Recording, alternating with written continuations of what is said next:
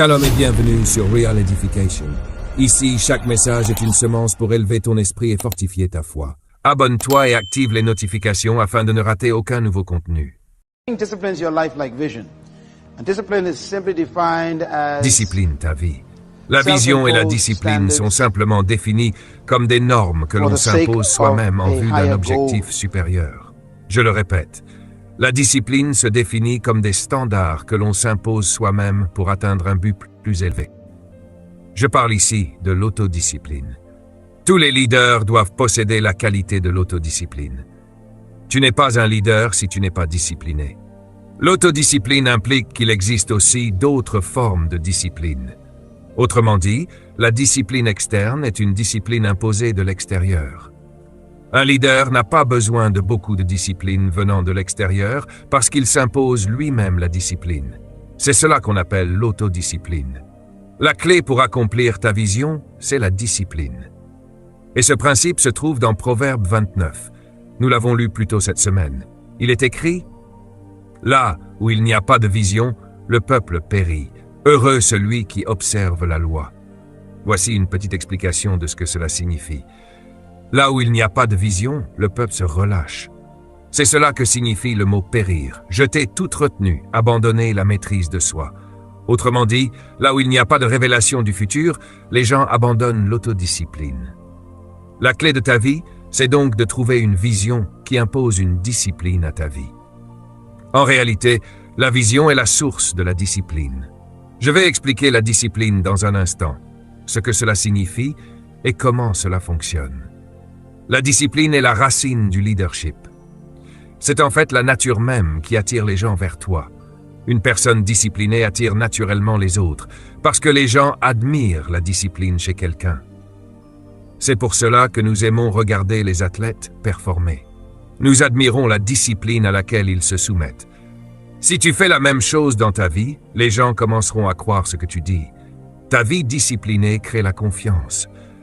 Les gens font confiance à une personne qu'ils perçoivent comme disciplinée. C'est aussi pour cela que les athlètes sont utilisés pour promouvoir, faire de la publicité et vendre des produits. En réalité, ce qu'on vend, ce n'est pas leur célébrité, mais leur discipline. Nous pensons que si nous portons des chaussures Nike, nous sauterons comme Michael. L'idée qu'on nous a vendue, c'est « si tu veux être comme Mike ». Même si tu manges n'importe comment, tu ne seras jamais comme Mike. Mais tu achètes quand même les chaussures. Pourquoi? Parce que tu achètes l'idée de la discipline qui est dans sa vie et qui a produit le niveau d'excellence sportive pour lequel il est connu. Nous aimons regarder le sport, mais pas forcément y jouer. Pourquoi? Parce que nous admirons la discipline des athlètes. Il en est de même pour toi. Si tu demeures constant et discipliné dans ta vie, tu verras que les gens viendront simplement pour t'observer. Ils voudront même payer pour te voir faire ce que tu fais. Ils apporteront leurs offrandes et leurs dîmes pour te voir agir. C'est incroyable. La discipline est puissante. Et selon la Bible, la discipline vient de la vision. Un homme ou une femme sans vision claire pour sa vie mène une vie très relâchée. Mais une personne avec une vision mène une vie très étroite, très ciblée. C'est très important. Les personnes disciplinées vivent de manière très précise. Quand un homme ou une femme a une vision, sa vie devient très structurée, très serrée. Pourquoi? Parce que la vision simplifie la vie. Qu'est-ce que je veux dire par là? Il faudra plusieurs jours pour enseigner cela pleinement. Mais c'est extrêmement important. Quand tu saisis une vision, elle simplifie tout, absolument tout, parce que la vision contrôle tous tes choix par la suite. Une fois que tu sais où tu vas, tu sais automatiquement quelles routes ne t'y mèneront pas. Tu comprends cette affirmation? Si tu sais ce que tu dois faire, tu sais automatiquement ce que tu ne dois pas faire. La vision définit ce que tu dois faire dans la vie, parce qu'elle te donne ton adresse permanente. Elle te montre ta destination. C'est de là que vient le mot « destinée ». Ta destinée dicte tes décisions. Écris-le. Ta destinée dicte tes décisions. La vie devient alors simple. Si quelqu'un t'offre quelque chose qui n'est pas en harmonie avec ta vision, il devient facile de dire non. Sans vision, il est difficile de refuser des choses. La vie devient compliquée. Allons un peu plus loin. Tu n'es pas né pour tout faire. Dis Amen. Je suis tellement reconnaissant quand le Seigneur me l'a révélé. J'ai dit « Merci Seigneur, la pression est retombée ». Nous avons souvent l'attitude selon laquelle nous avons énormément de choses à faire dans la vie. Je ne suis pas d'accord. Je le pensais autrefois, moi aussi. Tu n'as pas beaucoup de choses à faire dans la vie. N'est-ce pas merveilleux? Quand tu étudies les personnes qui ont réussi et sont devenues influentes, Moïse, Joseph, Josué, David, Paul, Jésus, Abraham Lincoln, tu te rends compte que leur vie était très simple. Il y a une expression souvent associée à ces personnes, « une seule chose je fais ». Tu dois arriver à ce point où tu vis pour une seule chose, et la vie devient simple. Les personnes qui découvrent leur vision vivent plus longtemps. Elles vivent en meilleure santé. Il n'y a pas de stress. Le stress vient du fait de ne pas savoir quoi faire.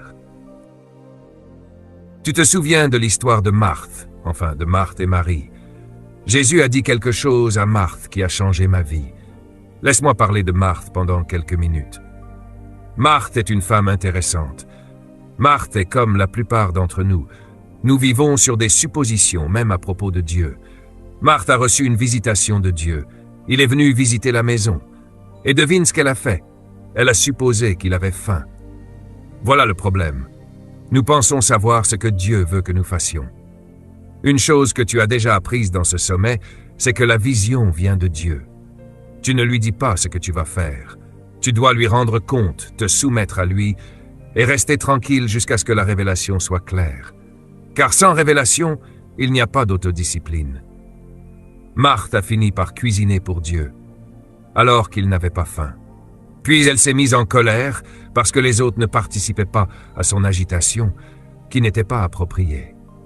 Autrement dit, elle a essayé d'impliquer d'autres personnes dans quelque chose qui n'était pas la volonté de Dieu à ce moment-là. Je me demande si toi aussi, tu ne fais pas cela. Marthe a continué à cuisiner pour Dieu, puis elle est venue se plaindre à lui. « Regarde, pourquoi les autres ne viennent-ils pas m'aider? Envoie ma sœur pour m'aider. » La réponse que Jésus lui a donnée doit être étudiée. C'était une réponse de leadership. Il a dit « Marthe, Marthe, tu t'inquiètes et tu t'agites pour beaucoup de choses. » Dis à ton voisin « Je pense que c'est moi. » C'est exactement à quoi ressemble ta vie. Tous ceux qui me connaissent depuis 20 ans savent que je n'ai pas changé. J'ai grandi, mais je n'ai pas changé. Il y a une différence entre grandir et changer. Je grandis dans la connaissance, l'expérience et la maturité, mais je n'ai pas changé. Je suis toujours le même homme, avec le même message et la même intention. Cela rend ma vie simple. Jésus lui a dit « Tu es occupé par beaucoup de choses. Tu essaies de tout faire, d'être tout pour tout le monde. » Puis il a ajouté « Une seule chose est nécessaire. » Quelle beauté! Il disait en réalité « La vie est remplie de millions de questions chaque jour et de millions de choses à faire, mais seules quelques choses sont vraiment nécessaires. » Laisse-moi te poser une question. Les choses que tu as faites au cours des 11 derniers mois de cette année étaient-elles nécessaires? Ne réponds pas. Réfléchis seulement. Tu pourrais être surpris par ta réponse. La vraie question est donc, qu'est-ce qui est nécessaire? Et comment définir ce qui est nécessaire? La Bible répond à cela très clairement. Il est facile de trouver ce qui est nécessaire. Selon Paul l'apôtre, c'est défini ainsi. Dans 1 Corinthiens, chapitre 6, Paul dit « Tout m'est permis, je peux faire tout ce que je veux, mais tout ne m'est pas utile. » C'est intéressant. Peu importe ton âge, tu vas bientôt mourir. 70 ans, c'est très court. Tu n'as plus le temps de faire des erreurs. Et si tu as 40 ans, tu as déjà dépassé la barre des 50%. Tu ferais mieux de clarifier rapidement ta vision et de la définir, afin de ne plus gaspiller de jours. Tu vas bientôt mourir. Ce n'est plus le temps d'expérimenter, c'est le temps de vivre intentionnellement. Tu dois savoir où tu vas. Il est trop tard pour prendre des détours, passer par des chemins où tu ne devrais pas aller et te demander comment arriver à destination. Tu dois connaître ta destination. Quand tu quitteras cette montagne demain avec ton certificat, tu ferais mieux d'avoir une idée claire. C'est pour cela que cette session est importante pour toi, parce que tu ne rajeunis pas. Jésus a dit « Marthe, peu de choses sont nécessaires dans la vie. » Il y a des personnes dans ta vie qui ne sont pas nécessaires. Certains d'entre vous ont la mauvaise compagnie. Ils mangent ton temps, gaspille ton temps, mange avec toi, joue avec toi, regarde la télévision avec toi, vont en boîte avec toi, assiste à des conférences avec toi, et tout cela. Et Dieu dit, regarde, tu n'arrives toujours pas là où tu devrais être. Ces personnes sont des distractions. Certains des livres que tu achètes ne sont pas nécessaires. Romans sentimentaux, magazines, mode, tout cela ne te conduit pas vers ton rêve. Quand tu as une vision, la vie se simplifie. Tu peux entrer dans une librairie et savoir exactement quel livre ne pas acheter. La vision dicte tout. Permets-moi de te donner quelques indications sur la manière dont elle contrôle ton pouvoir de choix. Tu connais sûrement cette expression « touche à tout, maître de rien ». Tu deviens un leader quand tu découvres la chose que tu es censé maîtriser. Tout ce que tu fais doit être motivé par ta vision. La vision doit être la source de ta motivation humaine. Elle simplifie ta vie. Sais-tu pourquoi la plupart des gens sont pauvres? Je sais pourquoi ils sont pauvres. La pauvreté, comme nous l'avons appris hier soir, n'est pas un problème, c'est un résultat. La plupart des gens sont pauvres parce que personne ne sait qui ils sont. Qu'est-ce que cela signifie? La vision t'aide à t'identifier devant le monde. Et parce que les gens savent qui tu es, ils savent pourquoi venir vers toi. Voici une autre déclaration très importante. Si tu veux réussir, écris ceci. Ne cherche pas le succès. Cherche à devenir une personne de valeur. Je répète, si tu veux réussir dans la vie, ne cherche pas le succès. Cherche à devenir une personne de valeur. Autrement dit, écris-le ainsi. Rends-toi précieux et les gens te paieront. Rends-toi précieux et les gens te paieront. C'est exactement ce que nous faisons avec l'or, l'argent, l'essence, l'eau. Notre société a rendu ces choses précieuses et nous payons cher pour elles. Fais de toi-même quelqu'un de précieux, comme l'or. Développe un don dans ta vie qui devienne si précieux pour les autres qu'ils te paieront pour l'exercer. Les Brown et moi discutions un jour. Nous sommes devenus de bons amis au cours des 10 dernières années. Un jour, alors que nous participions ensemble à une conférence, je lui ai parlé d'une invitation que j'avais reçue pour intervenir dans une entreprise. Je lui ai demandé « Combien devrais-je demander comme honoraire à cette entreprise ?» Il m'a répondu « Combien penses-tu valoir pour cette entreprise ?» J'ai dit « Je ne sais pas. Je débute dans ce domaine de la prise de parole en public, peut-être 45 000 $. Il m'a dit « C'est tout ce que tu penses valoir ?» J'ai répondu « Ils veulent seulement que je parle pendant 1h30. » Il a dit « C'est ce que tu penses valoir. » Je lui ai demandé « Combien leur factures-tu pour 1h30 ?» Il a répondu « 25 000 $, prix de départ. » Il a ajouté « Si tu factures moins que ça, j'aurai honte de toi. Tu es meilleur que moi. » Et il était très sérieux. J'ai rempli le contrat et j'ai inscrit 25 000 $. Le chèque est arrivé par la poste le lendemain. Fais de toi une personne de valeur. Ne cherche pas le succès. Permets-moi de te donner un autre exemple concret. Cela fonctionne vraiment. Si quelqu'un devait penser à quelque chose qui lui rappelle ton nom, à quoi penserait-il? C'est une question sérieuse. Parce que si personne ne pense jamais à toi, cela signifie que tu ne t'es jamais rendu précieux. Tu es devenu un touche-à-tout, avec trop de compétences superficielles, mais tu ne maîtrises rien. Quand tu penses à Tiger Woods, à quoi penses-tu? Quand tu penses à Michael Jordan, à quoi penses-tu? Quand tu penses à Barbra Streisand, à quoi penses-tu? Intéressant, n'est-ce pas? Tu penses à 2 choses, le jeu d'acteur et le chant. Elle a développé 2 dons. Mais quand on prononce ton nom, à quoi les gens pensent-ils? Le problème, c'est qu'ils ne pensent même pas à toi. Deviens tellement excellent dans un domaine qu'on ne peut pas t'ignorer. Le monde est rempli de gens ordinaires. Tu es venu à cette conférence pour cesser d'être ordinaire. Tu n'es plus dans la masse. Tu dois rentrer chez toi et décider que pendant les 20 prochaines années, tu vas te tailler une place unique, une niche, où les gens devront te trouver et ne pourront pas t'ignorer. As-tu entendu Jésus parler? Il parlait avec une telle assurance. Il disait, « Je suis le pain de la vie. Si quelqu'un a faim, il se rendait précieux pour eux. » Il disait aussi, « Je suis l'eau de la vie. Si quelqu'un a soif. » Autrement dit, si quelqu'un pense à l'eau, il pense à moi. Il voulait leur faire comprendre sa valeur. C'est pourquoi les foules se pressaient par milliers pour atteindre cette eau. La vision est ce qui te donne cette découverte unique de ce que tu es censé maîtriser. Dans mon livre sur le leadership et la vision, j'espère que tu t'en procureras un exemplaire et que tu le liras, j'explique que la vue est la capacité de voir les choses telles qu'elles sont, mais que la vision est la capacité de voir les choses telles qu'elles pourraient être. Maintenant, cette prochaine déclaration est très importante. Écris-la en lettres capitales. Toutes les véritables visions seront testées pour leur authenticité. Toutes les véritables visions seront testées pour leur authenticité. Si ta vision vient réellement de Dieu, la vie la testera pour prouver qu'elle est authentique. Alors, habitue-toi à l'idée des défis.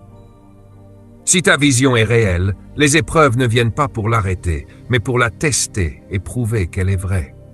Si une vision est détruite par les épreuves, elle n'était probablement pas authentique.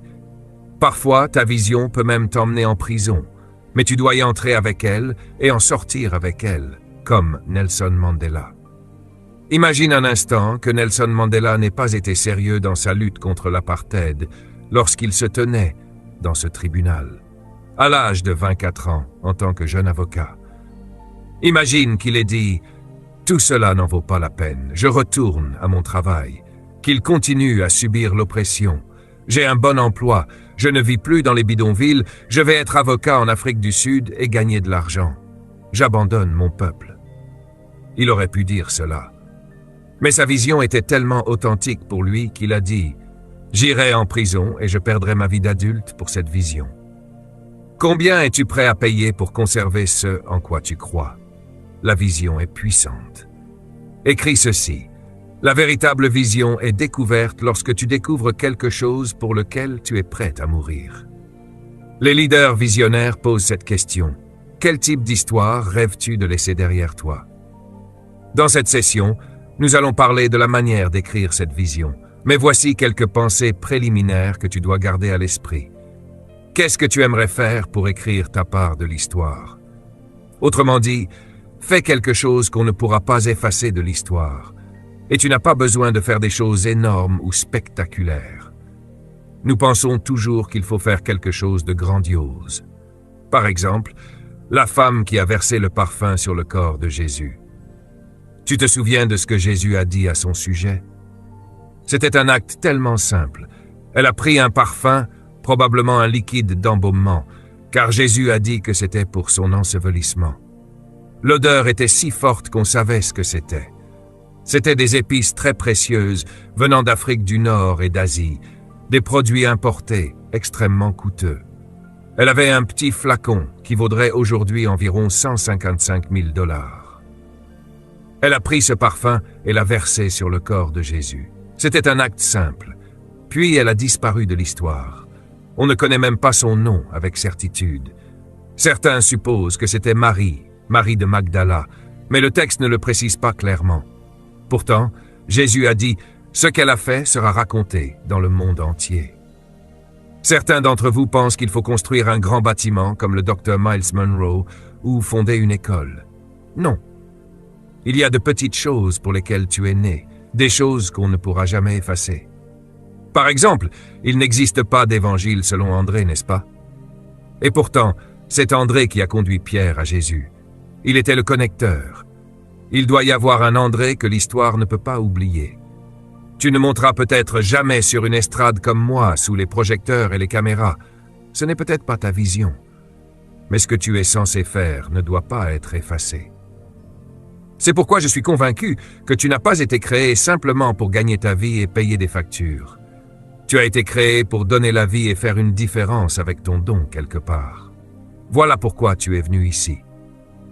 Voici ce que la vision fait lorsqu'on la découvre. Premièrement, la vision choisit ton avenir. Deuxièmement, la vision choisit tes amis. Troisièmement, la vision choisit ta bibliothèque. Quatrièmement, la vision choisit l'utilisation de ton temps. Cinquièmement, la vision choisit l'utilisation de ton énergie. Sixièmement, la vision choisit les films sur lesquels tu gaspilles ton argent. Septièmement, la vision choisit tes priorités dans la vie. Huitièmement, la vision choisit même tes loisirs. Même les jeux auxquels tu joues devraient être liés à ta vision. Je détestais le golf autrefois. Pourquoi? Parce que je ne comprenais pas le golf. En général, on déteste ce qu'on ne comprend pas. Un jour, je regardais Bill Cosby dans une émission où il parlait du golf et il me faisait rire aux éclats. Il disait que le golf était un jeu stupide. Des hommes adultes frappant une petite balle avec un bâton, la mettant dans un trou, la ressortant, puis recommençant. Alors j'ai construit toute ma philosophie sur le golf à partir de Bill Cosby. Un jour, un ami qui est ici aujourd'hui m'a dit « Doc, tu veux aller jouer au golf ?» J'ai répondu « Le golf, c'est un jeu stupide. » Il m'a dit « Viens au moins sur le parcours, je vais te montrer. » J'ai accepté. On a loué l'équipement, même les chaussures, parce que je n'aimais pas le golf. Nous sommes arrivés sur le parcours. Il m'a montré comment frapper la balle. Le cadre était magnifique. Et quand j'ai frappé cette première balle, une onction est descendue sur moi. Certains d'entre vous ne savent pas de quoi je parle, mais vous, les golfeurs, vous comprenez. Il y a une onction sur le parcours de golf que personne ne comprend. Quand j'ai frappé cette balle, elle est partie loin. Et j'ai dit, mon Dieu, laisse-moi essayer encore. Après quelques coups, je ressentais quelque chose. Quand il a voulu partir, j'ai dit non, restons encore un peu. Nous sommes restés 4 heures. Le lendemain matin, j'ai dit, retournons-y. Le jour suivant, nous sommes retournés sur le parcours et il y avait avec lui une star de cinéma. Puis une autre star, puis un athlète. Je me suis dit, mais c'est ici que tout le monde se retrouve. C'est ici que se trouve l'argent. Plus tard, ils m'ont emmené à Pebble Beach. Tous les grands noms y étaient. Des milliards de dollars se trouvaient sur ce parcours. Ils m'ont dit, c'est ici que les affaires se concluent. J'ai dit, amenez-moi sur le parcours tous les jours. Les personnes que j'y ai rencontrées étaient celles qui détenaient mon avenir financier. Certains pasteurs ne savent pas ce qu'il manque. Allez apprendre le golf. Il y a une onction sur le parcours. Tes loisirs doivent être liés à ta vision. Si tu joues au domino, joue avec des gens riches. Que tes loisirs t'amènent dans des environnements qui élargissent ta vision et ton réseau. Certains d'entre vous sont venus ici pour le petit aspect vacances, mais regarde ce que tu reçois et les personnes que tu rencontres. Il y a des gens ici qui ont beaucoup d'argent, des millions. Ils ne sont pas là pour ça, mais peut-être que Dieu t'a placé à côté d'eux pour une raison. Avec qui choisis-tu de jouer? Même ton jeu doit avoir un but. Dis tous, jouer avec un but. C'est important. Posséder son propre avion est incroyable. C'est un tout autre monde. Tu ne passes plus par les aéroports ordinaires. Les aéroports privés sont remplis uniquement de personnes qui possèdent leur avion. Utilise ton imagination. Tu rencontres des gens que tu ne verrais jamais autrement. C'est extraordinaire. La vision choisit tes loisirs. Passons au point suivant. La vision choisit ton alimentation. 12e, la vision choisit la manière dont tu investis ton argent. 13e, la vision choisit la façon dont tu écris ta liste de choses à faire. Autrement dit, ta liste de tâches doit être créée par ta vision. Ce que tu fais aujourd'hui ou cette semaine doit te rapprocher de ta vision. 14e, la vision choisit ton attitude dans la vie. Quand tu sais où tu vas, cela détermine ta manière de penser. 15e, la vision choisit ta vie. Elle te dit quel genre de vie tu es censé vivre à la fin, et donc quel style de vie tu dois commencer à adopter dès maintenant. La vision dicte tout. Les personnes qui n'ont pas de vision dans leur vie rejettent toute retenue. Elles rejettent la maîtrise de soi parce qu'elles n'ont aucune direction. 16e, la vision choisit le plan de ta vie. Elle te dit quoi planifier et comment organiser ta manière de vivre. Ensuite, la vision dicte tes valeurs. C'est très important. Nous l'avons appris toute la semaine. Quand tu sais pourquoi tu es né, cela dicte immédiatement ton comportement et les standards selon lesquels tu dois vivre. Cela change tout. Tu écris encore? Alors c'est trop tard. Achète l'enregistrement et le livre. Écris simplement ceci. L'impact de la vision sur le leadership. La vision clarifie le but. Elle donne une direction au leader et elle le rend puissant au-delà de ses ressources. Très important. La vision clarifie le but, c'est-à-dire ce pourquoi nous sommes nés. Elle apporte de la clarté. Ensuite, la vision te donne la direction à suivre et elle t'amène au-delà de tes ressources. En d'autres termes, la vision ne te permet pas de vivre en fonction de ce que tu n'as pas. Elle t'emmène au-delà de cela. Tu commences à croire en des choses pour lesquelles tu n'as même pas encore l'argent. C'est essentiel. Parce que si tu vis uniquement en fonction de ce que tu n'as pas, tu ne t'élèveras jamais au-dessus de ce que tu n'as pas. La vision crée littéralement des ressources. La vision attire les ressources. Les gens ne donnent pas à des personnes, ils donnent à une vision. Ce que vous appelez des subventions gouvernementales sont en réalité des ressources à la recherche d'une vision. Quand tu demandes une subvention, on ne te demande pas simplement de l'argent. On te demande toujours de montrer ta vision d'abord. À quoi allons-nous donner cet argent? Ce n'est pas à toi, c'est à ta vision. La vision attire les ressources. C'est pourquoi il est crucial de clarifier ta vision et de la rendre si claire que n'importe qui puisse la voir comme toi tu la vois. Les personnes sages font des choix qui protègent leur vision. Très important. Au fait, dans la liste que je vous ai donnée plus tôt, il est aussi écrit que la vision choisit tes amis. Laisse-moi te dire à quel point c'est important. Une fois que tu sais où tu veux aller dans la vie, cela détermine ta compagnie. J'ai très peu d'amis dans ma vie. Très peu. Et je n'en veux pas davantage. J'ai des millions de connaissances et j'ai des millions de frères et sœurs, mais ils ne sont pas mes amis. Tu nais avec tes frères et sœurs, mais tu choisis tes amis. Et tes amis sont plus importants que tes frères et sœurs. La Bible est très claire. Un ami est plus attaché qu'un frère. Laisse-moi définir ce qu'est un ami. Un ami est toute personne qui est disposée, engagée et capable de t'aider à atteindre ta destinée.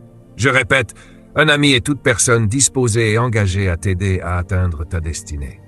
Voilà ce qu'est un ami. Si tu veux être grand, ne fréquente pas des personnes à l'esprit étroit.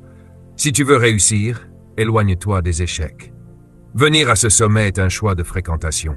Tu choisis de fréquenter des amis comme ceux qui sont ici.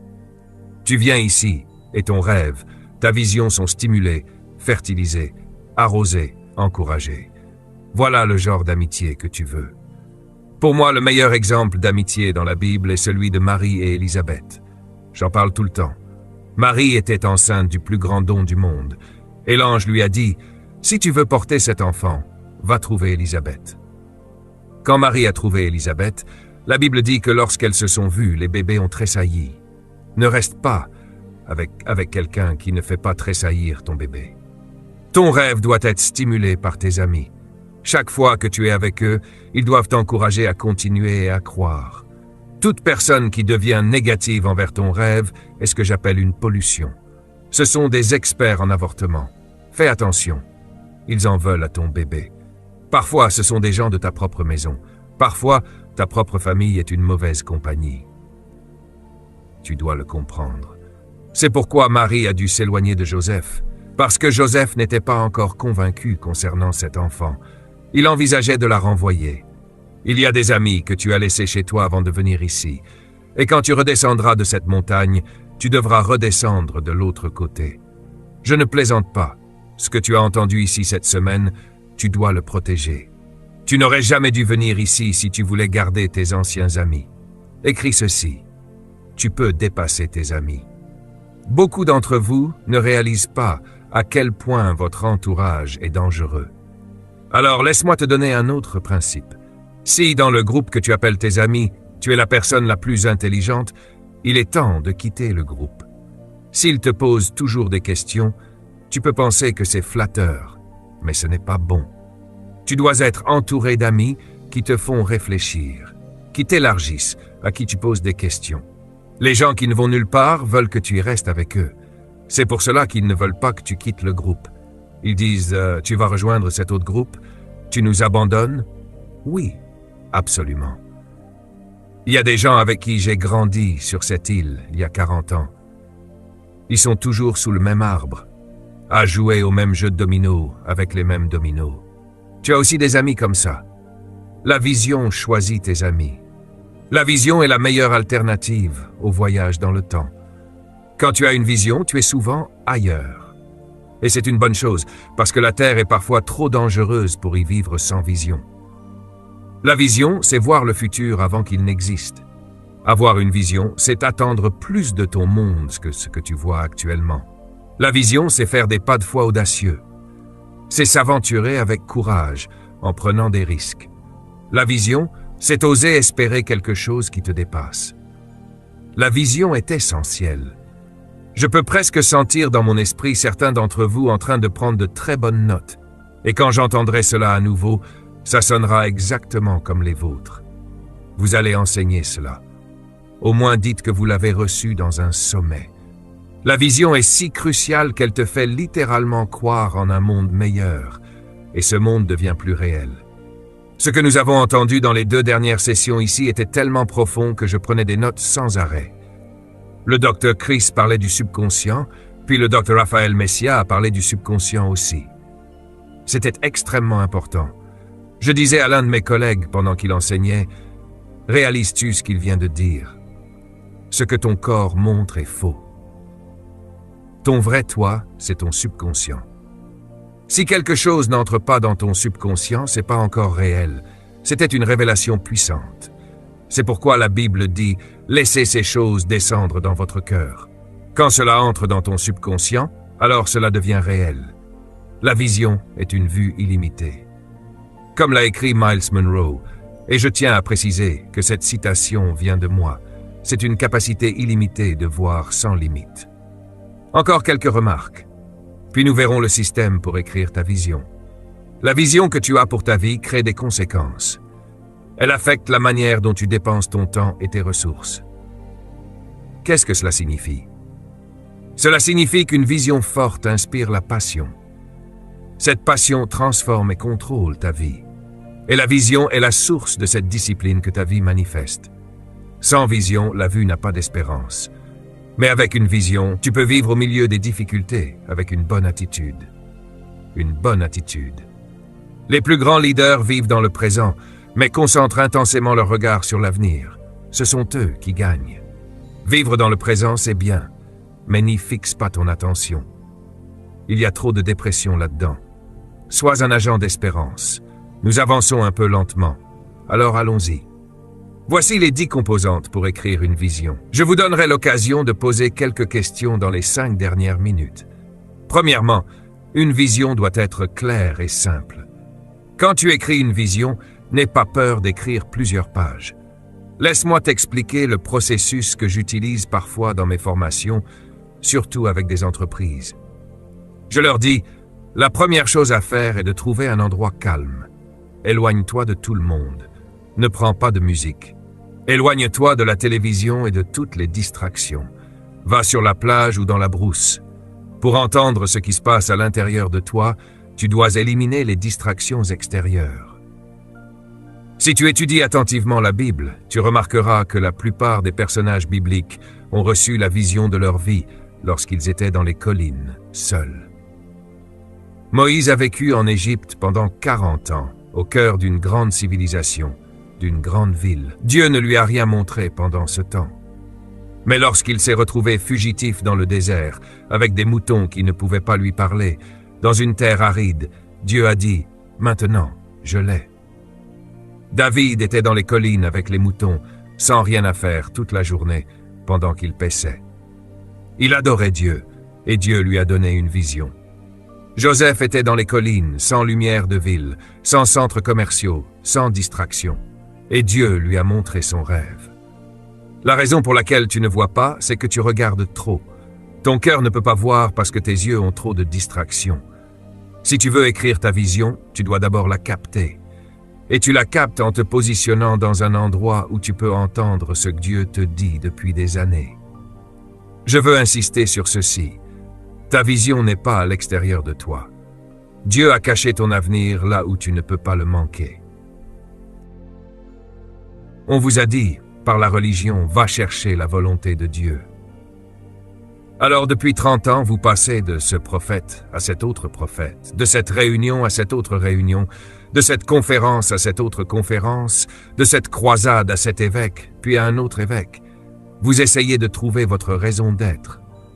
Certains d'entre vous sont même allés, j'ose le dire, jusqu'à l'astrologie, aux lignes d'assistance, à toutes sortes de choses, pour essayer de comprendre pourquoi vous êtes nés.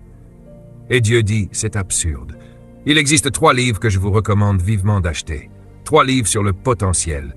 Achetez-les tous les 3 et lisez-les dans cet ordre. Le premier, comprendre votre potentiel. Lisez celui-là en premier. Ensuite, le deuxième, libérez votre potentiel. Puis le troisième, maximisez votre potentiel. Pourquoi? Parce que j'ai passé 30 ans à étudier ce sujet et j'ai découvert que la vie est très simple. La vie est simple. Dieu a caché tout ce qu'une chose est censée devenir à l'intérieur d'elle-même.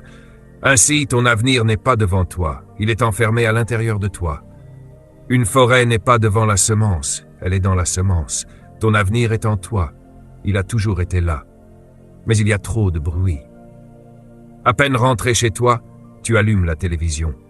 Dans la voiture, le bruit. À peine sorti de la voiture, les amis parlent. Dieu dit, il y a tellement de bruit que depuis 50 ans, je n'arrive même pas à atteindre cette personne. Comment Dieu a-t-il parlé à Abraham? Il lui a dit, quitte ta maison, allons parler sur la montagne. La raison pour laquelle tu n'arrives même pas à découvrir ce pourquoi tu es né, c'est que tu ne prends jamais le temps de le découvrir. Parfois, c'est pour cela que Dieu permet que tu tombes malade et que tu sois alité à l'hôpital pendant quelques semaines. Là, enfin, tu entends la voix de Dieu pour ta vie parce que tu ne prends jamais le temps. D'ailleurs, achète ce livre sur la prière. Il est très important. Dieu ne joue pas à cache-cache avec nous. Il veut que tu saches pourquoi tu es né. C'est pourquoi tu dois l'écrire. Tu dois l'écrire. Maintenant, à propos de ce livre sur la prière, écris ceci s'il te plaît. Cela va choquer certains d'entre vous. Méditation. Écris-le. La méditation est l'aspect le plus important de la prière. Qu'est-ce que la méditation? La plupart d'entre vous ne méditez jamais. Vous parlez trop dans la prière. Vous n'entendez jamais Dieu pendant que vous parlez. 99% de votre prière, c'est vous qui parlez. Et quand vous avez fini de parler, pour vous, l'exercice est terminé. Alors vous partez. Achetez ce livre. Ton rêve ne t'est jamais révélé pendant que tu parles. Et nous pensons que la prière, c'est parler. Que Dieu ait pitié de nous. Quand tu rentreras chez toi, sois différent. Quand tu prieras, prie 10 minutes, puis reste assis 60 minutes et écoute. Tu seras étonné de voir à quel point Dieu parle fort quand enfin il peut parler. La prière, c'est toi qui parles. La méditation, c'est toi qui écoutes. Imagine que tu viennes me voir pour me demander quelque chose. Tu me dis tout ce que tu veux, puis tu pars sans me laisser te répondre. C'est absurde, n'est-ce pas? Nous faisons cela à Dieu tout le temps. Et Dieu dit, « Attends, ne pars pas, je ne t'ai pas encore répondu. Où vas-tu? » Mais tu es déjà parti, pensant avoir fini ton temps de prière. Puis tu demandes, « Seigneur, pourquoi je n'entends pas ta voix? Pourquoi je n'ai pas de direction? » Dieu répond, « Parce que tu ne restes pas pour recevoir la direction. Tu me donnes des instructions. » Tout ce que je sais a déjà été déposé en moi, parce que cela est sorti de moi. Deuxième étape. Écris tous tes désirs sur papier. Tous. C'est très important. Tu pourrais finir avec 10 pages. Ne t'inquiète pas, nous ne sommes pas encore au stade de la simplification. Écris tout ce que tu aimerais accomplir avant de mourir. Mets tout sur papier. Moi, quand j'ai fait cet exercice adolescent, j'avais environ 8 ou 9 pages. Ne panique pas. Tu fais simplement sortir tes désirs. La Bible dit « Je te donnerai les désirs de ton cœur ». Mais elle dit d'abord « Fais confiance à l'Éternel ». Cela signifie faire confiance à ce que tu entends intérieurement. Alors il te donnera les désirs de ton cœur. Tous ces désirs auxquels tu as pensé pendant 40 ou 50 ans et que tu as ignorés, c'était la voix de Dieu. Voici quelque chose de très important. La voix de Dieu est si simple que nous l'ignorons, parce qu'elle n'est pas sophistiquée. Tu as déjà entendu des hommes de Dieu dire « Le Seigneur m'a parlé la semaine dernière ». Et toi, tu te dis « Pourquoi il ne me parle jamais ?» Tu penses que ce sont des gens super spirituels. Laisse-moi détruire ce mythe. Tout ce qu'ils veulent dire, c'est « J'ai eu une idée qui ne voulait pas partir ». Si c'est le cas, alors Dieu te parle depuis très longtemps. Ne mystifie pas cela. Ta vision, ce sont les pensées qui ne te quittent pas. Ta vision, c'est le rêve qui revient sans cesse depuis 30 ou 40 ans, depuis que tu avais 10 ans. Ta vision, c'est ce désir profond de faire quelque chose qui revient encore et encore. Je ne parle pas du désir d'avoir une maison ou une voiture. Je parle du désir de changer une situation dans ton monde. C'est là. Je sais que tu le ressens. C'est pourquoi Je t'ai dit que ton but dans la vie est lié à ce qui te met en colère. C'est ce que tu vois et qui te révolte, alors que personne d'autre n'est touché. Ce qui te met en colère, tu es né pour le résoudre. Commence à écrire cela. Écris ce que tu crois être la solution à ce qui te met en colère. La Bible dit « Les pensées du juste sont droites ». Juste signifie correctement aligné avec Dieu. C'est pourquoi tu fais confiance au Seigneur. Tu t'alignes correctement et alors il te donne ce qui sort de ton cœur. C'est pour cela que tu es venu à ce sommet. Il y a des désirs dans ton cœur que tu veux accomplir et ils sont en train d'être affinés ici. Le soir, dans ta chambre d'hôtel, tu regardes l'océan et tu te dis « Mon Dieu, qu'est-ce que je fais ici ?»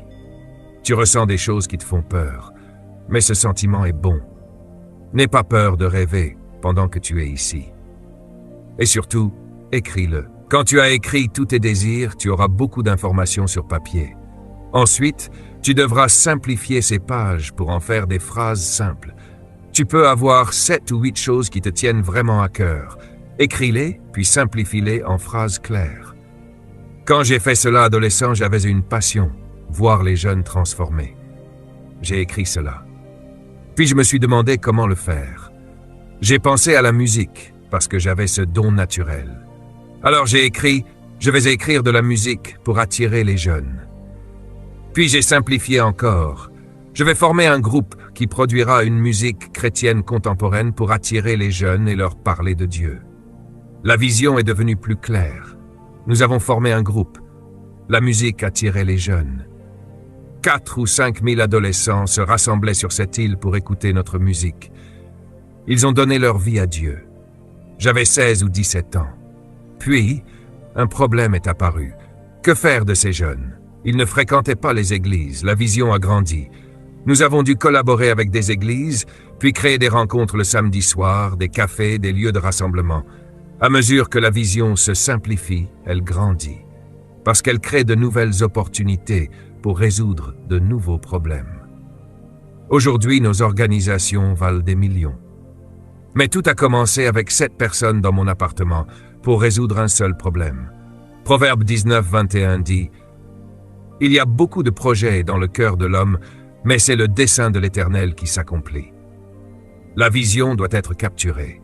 Paul dit « Capture toute pensée et amène-la à l'obéissance de Christ. » Cela signifie « Ne te contente pas de penser. Capture ces pensées, compare-les à la parole, et si elles sont alignées, garde-les, peu importe la taille du rêve. Si une pensée va à l'encontre de ce que tu sais de Dieu, rejette-la. Mais si elle est en accord avec sa parole, accroche-toi-y. Si tu as l'idée de construire une école pour garçons ou pour filles, vérifie dans la Bible si Dieu est contre cela. S'il n'est pas contre, commence à écrire ton rêve. C'est ton devoir. Donc, si j'ai l'idée de braquer des banques et que j'ai un grand rêve sur la manière de le faire efficacement, je compare cela avec la Bible. Tu ne voleras point. D'accord. Donc, ce n'est pas Dieu. Tu vois, c'est pas difficile de discerner la volonté de Dieu pour ta vie. Tu me suis? Si ton désir est d'être multimillionnaire juste pour être riche, jouer au golf, faire du bateau toute ta vie, sans aucun lien avec la parole de Dieu, personne n'est touché. Personne n'est sauvé. Cela n'accomplit pas la grande commission. Avoir 1 milliard sur un compte bancaire ne sauve personne. Donc ce n'est pas une vision venant de Dieu. La Bible dit « Renverser les raisonnements et toute pensée élevée qui s'élève contre la connaissance de Dieu et amener toute pensée captive à l'obéissance de Christ. » Capture-la. Deuxième étape, simplifie. Troisième étape, documente-la. Documenter signifie l'écrire, la mettre dans une forme que tu comprends clairement. Ton objectif est de résumer tout le but de ta vie en une seule phrase. Cela peut prendre du temps, mais c'est possible. Tu dois réduire ta vie à une seule phrase. Écris-le. Si je peux vous amener à ce point, alors j'aurai réussi cette dernière session. Réduis ta vie à une phrase. Autrement dit, tu dois identifier tes dons et tes talents et les résumer en une seule phrase, au point de pouvoir dire « Voilà qui je suis. Voilà ce que j'apporte au monde. Voilà ce que je donne à ma génération. Voilà ce que le monde attend de moi. » Ça, c'est ta vision. Ensuite, tu dois communiquer cette phrase simple. Mets-la dans une brochure. Fais-en une plaque. Affiche-la partout où tu es. Parlant aux gens. Je vous l'ai dit plus tôt cette semaine, les gens existent pour vous aider, mais ils doivent d'abord vous trouver. Ensuite, fais un plan basé sur cette phrase. Un plan, c'est ta stratégie pour atteindre ta vision. Au fait, j'ai appris quelque chose sur la planification. Dieu ne planifie pas pour toi. Point suivant, révise ta vision. Remarque que le mot révision contient le mot vision. Re signifie revenir en arrière. Réviser ta vision signifie revenir régulièrement pour vérifier si tu es toujours sur la bonne voie. Dieu peut ajuster certaines choses, voire en modifier certaines. N'aie pas peur de donner à Dieu quelque chose à ajuster. Enfin, évalue ta vision. Évaluer ta vision signifie t'examiner continuellement. Est-ce que je fais réellement ce que j'ai dit être né pour faire, ou est-ce que je m'en écarte? Quelques conseils. Premier conseil, ton plus grand ennemi, c'est la distraction. Deuxième conseil, la plus grande distraction n'est pas les mauvaises choses, mais les bonnes choses. La plus grande distraction de ta vision n'est pas de faire le mal, mais de faire le bien. C'est une leçon très importante. Enfin, la vision vient par phase. Elle s'accomplit par phase. J'utilise un terme dans mon livre, phasal. J'ai créé ce mot. La vision est phasale. Cela signifie que Dieu donne la vision par étapes et qu'elle s'accomplit par étapes. Ce que tu fais aujourd'hui, tu ne le feras peut-être pas dans 10 ans. Ce n'est peut-être qu'une phase de la vision. Dieu l'élargit. Dans mon livre sur le leadership, j'ai écrit un chapitre sur le leadership intentionnel. Lis ce chapitre 2 fois. J'y explique que le plus grand ennemi du juste, c'est le bien. Écris-le. Le plus grand ennemi de ce qui est juste n'est pas ce qui est faux, mais ce qui est bon. Satan sait que tu es trop intelligent pour faire ce qui est mal. Alors il se concentre sur le fait de te faire faire quelque chose de bien. Quand tu fais quelque chose de bien, tu penses faire ce qui est juste. Mais tu es né pour découvrir ce qui est juste pour toi. Quand tu découvres ce qui est juste pour toi, alors c'est cela qui est juste. Tout le reste peut être simplement bon ou mauvais.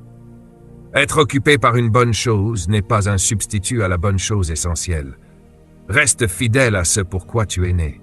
Cela signifie que tu ne dois pas accepter toutes les opportunités qui se présentent, même si elles sont bonnes.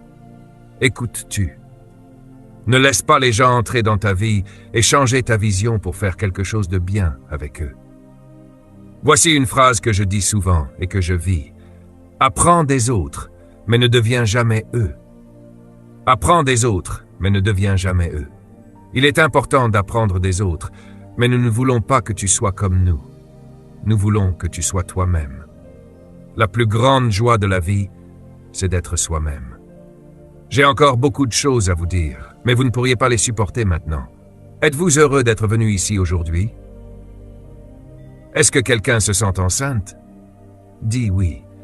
Mon cerveau est enceinte et il va accoucher. La plus grande chose que tu puisses découvrir dans la vie, c'est toi-même. Ce que tu fais aujourd'hui n'est pas tout ce pourquoi tu es né. Ton plus grand ennemi de progrès en ce moment, c'est ton dernier succès. J'ai peur du succès. Les événements réussis me font peur, parce que le succès peut t'empêcher de progresser vers ce pourquoi tu es vraiment né. Ce pourquoi tu es né est bien plus grand que ce que tu fais actuellement. Peu importe à quel point tu te crois grand aujourd'hui, ne reste pas bloqué là-dedans. Tu es formidable. Certains d'entre vous ont pris une semaine de congé pour être ici. Quand tu retourneras au travail, tu auras une excellente journée. Souviens-toi simplement que ce travail n'est pas ton adresse permanente. Retourne au travail avec une bonne attitude, dis-leur « Profitez de moi tant que je suis là ». Je sais que vous ne pouvez pas me payer à ma juste valeur, mais je serai là pour un temps. J'exercerai mes dons dans votre environnement et j'utiliserai vos ressources pour me développer. Y a-t-il des questions? Oui. Si tu as déjà rédigé une déclaration de vision et que tu souhaites que moi-même et mon équipe la relisions et la critiquions, nous serons heureux de le faire. Si tu es membre de notre association, c'est l'un des avantages auxquels tu as immédiatement accès. Nous pouvons aller encore plus loin. Si tu rejoins l'association, nous t'offrirons également des conseils mensuels à travers nos lettres d'enseignement pour leaders. Tu pourras nous envoyer ta déclaration de vision par email, nous la relirons et nous te renverrons nos commentaires pour t'aider à l'améliorer et à la préciser. Si tu n'es pas sûr de la manière de la formuler, nous serons heureux de t'aider. Nous voulons que tout le monde atteigne le sommet, et tu fais partie de ceux qui méritent d'y arriver. À quel niveau faut-il adhérer? Cela n'a pas vraiment d'importance. Dès que tu rejoins l'association, tu as accès à nos ressources. Il existe différents avantages selon les niveaux. Nous en parlerons demain lors de la session de clôture et de la cérémonie de graduation. Pour l'instant, concentrons-nous sur la vision. Oui, et aussi sur la mission et le but. C'est très important. Je n'ai pas eu le temps d'y venir, mais écris ceci. Le but, la mission et la vision sont différents. La différence entre eux est très importante. Cela coûte cher. Et cela en vaut la peine. Quand je marche à travers la vallée de l'ombre de la mort, je ne crains véritable preuve de la présence du Saint-Esprit dans une vie est la puissance. Votre vie doit être contrôlée par ce qui est bénéfique. Ne pleurons jamais lorsque nous sommes confrontés à des défis. Nous nous tenons debout et regardons le diable droit dans les yeux et disons, quoi que tu fasses, je suis plus que vainqueur.